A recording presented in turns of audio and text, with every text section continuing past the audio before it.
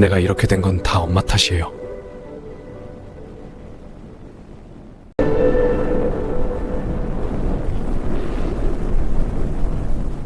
더는 안 되겠어. 안녕하세요. 저는 올해 65이 된 김순자라고 합니다.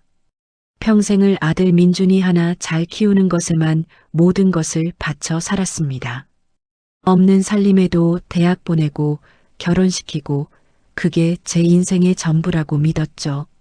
그런데 어느 순간 자식을 위한 희생이 당연하다고만 생각했던 제 삶이 온전히 제 것이 아니라는 걸 깨달았습니다. 오늘은 그 깨달음에 대한 이야기를 들려드리고자 합니다. 내겐 하나뿐인 자식, 민준이가 있어요. 잘 키웠죠.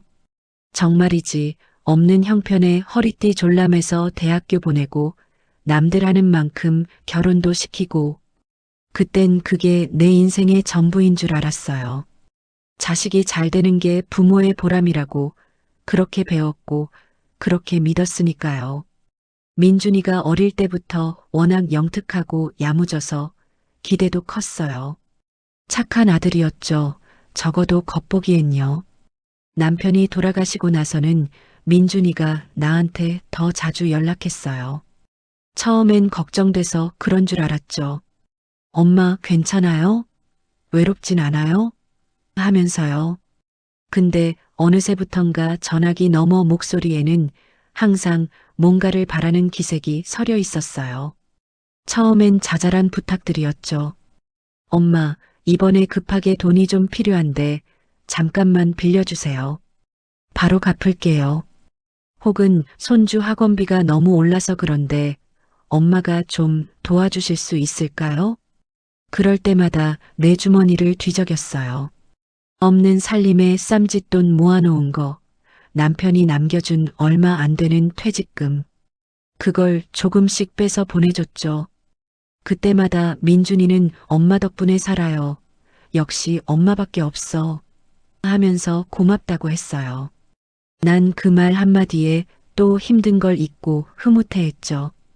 부모는 자식에게 퍼주는 게 당연한 거라고, 내 역할이 그거라고 생각했으니까요. 내 노후는 글쎄 그땐 생각할 겨를도 없었네요. 하지만 어느 순간부터 민준이의 말투가 조금씩 변하기 시작했어요. 엄마가 저한테 해준 게 뭐가 있다고 그래요?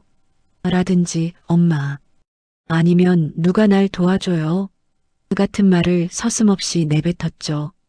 마치 내가 자기에게 뭔가를 갚아야 할 빚이라도 되는 양요. 처음엔 듣는 귀를 의심했어요. 그래도 아들이니까 스트레스 받아서 그런가 보다 애써 이해하려고 했죠. 속으론 서운했지만 애써 웃으며 그래, 엄마가 도와줄게 하고 말았어요. 그러는 게 편했으니까요. 모든 걸 물에 물 탄 듯, 술에 술 탄 듯 넘기는 게 평화라고 생각했으니까요. 그때까지만 해도 나는 내가 얼마나 깊은 구렁텅이로 발을 들이고 있는지 알지 못했어요. 그저 내 아들을 사랑하는 방식이라고만 생각했을 뿐이에요. 지난 가을 민준이는 또 나를 찾아왔어요. 이번엔 얼굴에 잔뜩 불만을 달고 말이에요. 엄마, 저 이번에 직장을 옮기려는데 보증금이 좀 부족해서요. 엄마가 가진 돈 좀 보태주시면 안 될까요? 제가 잘 돼야 엄마도 편할 거 아니에요. 그의 말은 이미 요청이 아니라 요구가 되어 있었어요. 내가 가진 얼마 안 되는 전세 보증금까지 넘겨달라는 소리였죠. 저는 떨리는 목소리로 말했어요. 민준아, 엄마가 가진 건 이 집 보증금이 전부인데 그걸 어떻게 다 주니? 엄마도 나이가 있어서 앞으로 어떻게 될지 모르는데. 내 말에 민준이의 얼굴이 순식간에 굳어졌어요. 엄마가 뭘 안다고 그래요? 요즘 세상에 돈이 있어야 사람 대접받는 건데 제가 잘 돼서 엄마 편하게 해드리겠다는데 왜 자꾸 걸림돌이 되세요? 엄마는 맨날 그런 식이죠. 제가 이렇게 된 게 다 엄마 탓이에요. 심장이 내려앉는 소리가 들렸어요. 내가 이렇게 된 게 다 엄마 탓이에요. 그 말이 내 머릿속을 맴돌았어요. 한 번도 들어본 적 없는 폭력적인 말이었죠. 온몸의 피가 차갑게 식는 것 같았어요. 애써 키웠던 보람, 자식에 대한 애정, 그 모든 것이 한순간에 무너져 내리는 기분이었어요. 그는 내 평생의 노력을 비난하고 나를 자신의 불행에 대한 책임자로 만들었어요. 그날 나는 아무 말도 못하고 멍하니 앉아 있었어요. 민준이는 결국 돈을 받아내지 못했지만 대신 나에게 평생 잊지 못할 상처를 남기고 갔죠. 그 후로 며칠 동안 나는 잠을 이룰 수가 없었어요. 친구방 여사가 그랬죠. 순자 씨, 자식이란 게 말이야. 물가에 내놓은 어린애 같다가도 어느새 부모를 잡아먹는 이무기가 되기도 하는 법이야. 자식이 불쌍하다고 계속 퍼주다 보면 결국 남는 건 너덜너덜해진 자신밖에 없어. 박 여사 말은 비수처럼 가슴에 박혔어요. 거울 속에 내 얼굴을 들여다봤어요. 쭈글쭈글한 눈가의 주름, 늘어난 볼살. 그 안에서 나는 지쳐있는 나를 발견했어요. 행복하지 않았어요. 단 한 번도 나 자신을 위해 살아본 적 없는 그저 자식의 뒷바라지에 모든 것을 바쳐온 텅 빈 껍데기만 남은 나를요. 내가 이렇게 된 게 다 엄마 탓이에요. 그 말이 다시금 메아리 쳤어요. 아니야, 이건 아니야.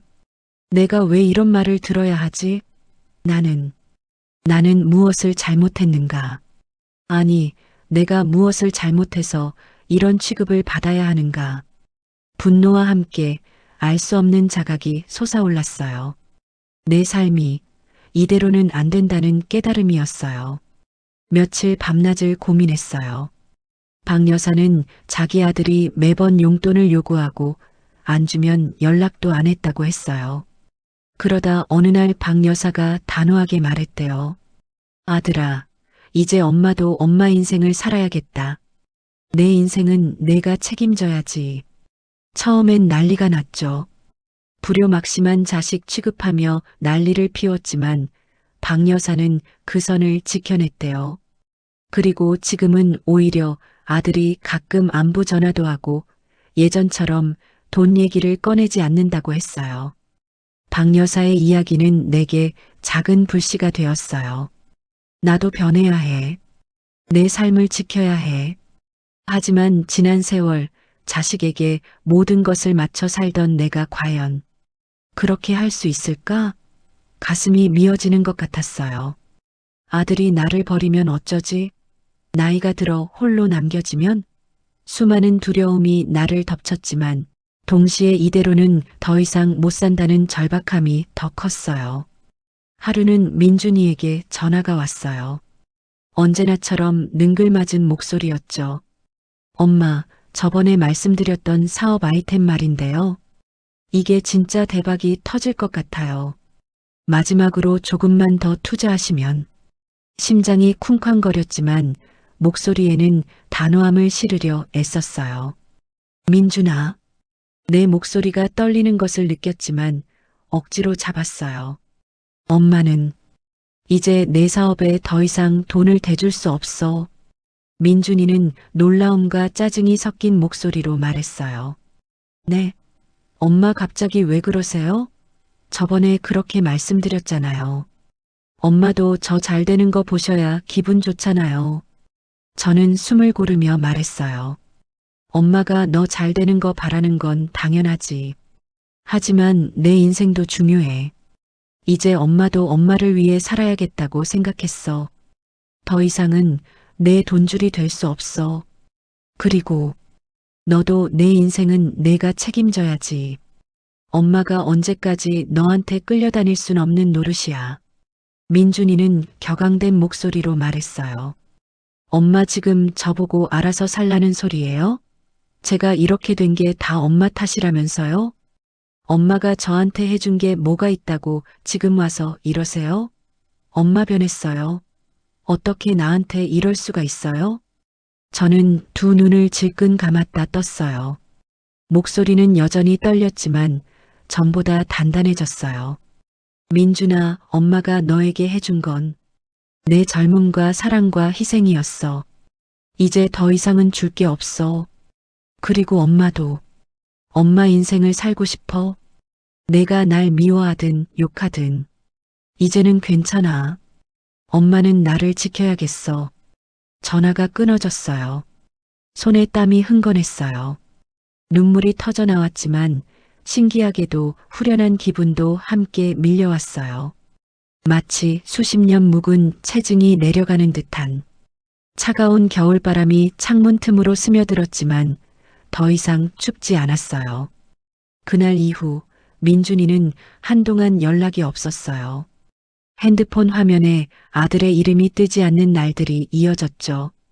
처음엔 불안하고 가슴이 저며왔어요. 내가 너무 모질었나? 아들이 정말 날 버리면 어쩌지? 수없이 되뇌었죠. 하지만 며칠이 지나고 한 달이 지나자 이상하게도 내 마음속에 평화가 찾아들기 시작했어요. 나는 그제야 나를 돌아볼 여유가 생겼어요. 동네 복지관에 가서 예전에 배우고 싶었던 서예 교실에 등록했어요.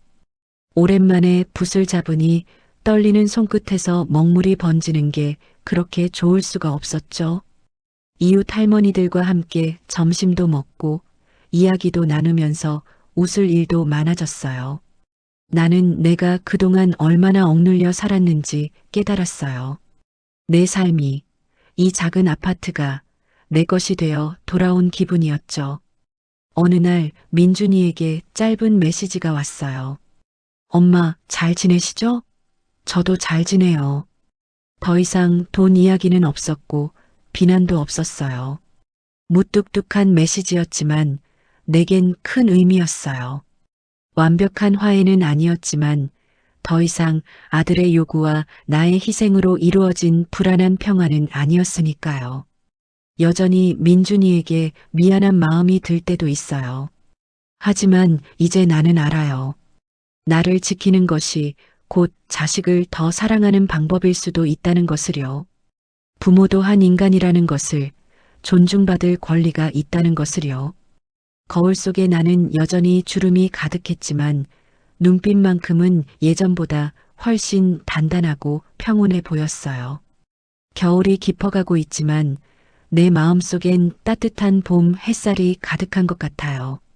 내 남은 인생, 이 햇살 속에서 나 자신을 사랑하며 내가 선택한 방식으로 살아가려고 해요. 늦었지만 이제야 비로소 내 삶의 주인이 된 기분이에요. 오늘의 이야기가 가슴에 와닿았다면 좋아요와 구독 부탁드립니다.